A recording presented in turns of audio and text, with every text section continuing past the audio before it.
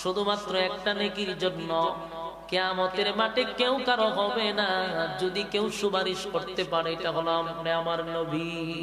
সুবহানাল্লাহ। একমাত্র আমার নবীকে দেওয়া হবে সুপারিশ করার অনুমতি। আমার নবী যদি বলে তুই দূর হয়ে যা, দূর হয়ে যা, সেদিন বাঁচানোর কেউ নাই রে, বাঁচানোর কেউ নাই।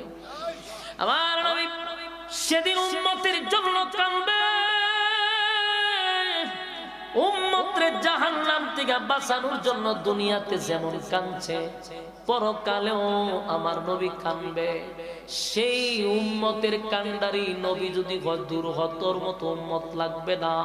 হায় হায়, আপনার অবস্থা কি হবে, আপনার অবস্থা কি হবে, ভয়াবহ পরিস্থিতি হবে।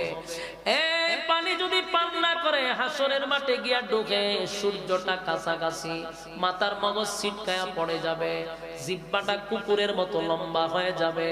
একদিন দুই দিন নয়, বছরের পর বছর, হাজার বছর পর্যন্ত দাঁড়ায় থাকতে হবে।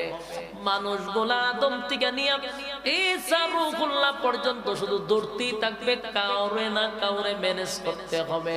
আদম নবীও ম্যানেজ করতে পারে নাই, নূহ পয়গম্বর কেউ পারে নাই, ইব্রাহিম খলিলুল্লাহরেও পারে নাই, মুসা কালিমুল্লাহরেও পারে নাই। সমস্ত নবীরা বলবে ইয়া রাব্বি নাফসি, আজকে আমার কি উপায় হবে গো?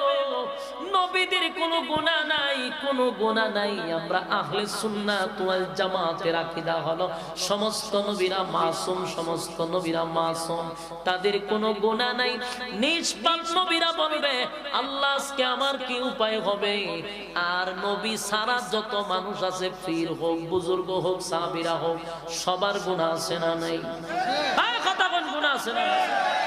আল্লাহ অনেক সাহাবীদেরকে আল্লাহ দুনিয়াতে জান্নাতের সার্টিফিকেট দিয়া দিছে, সাহাবীদেরকে মাফ করে দিছে, কিন্তু তারারও গুনাহ ছিল কি ছিল?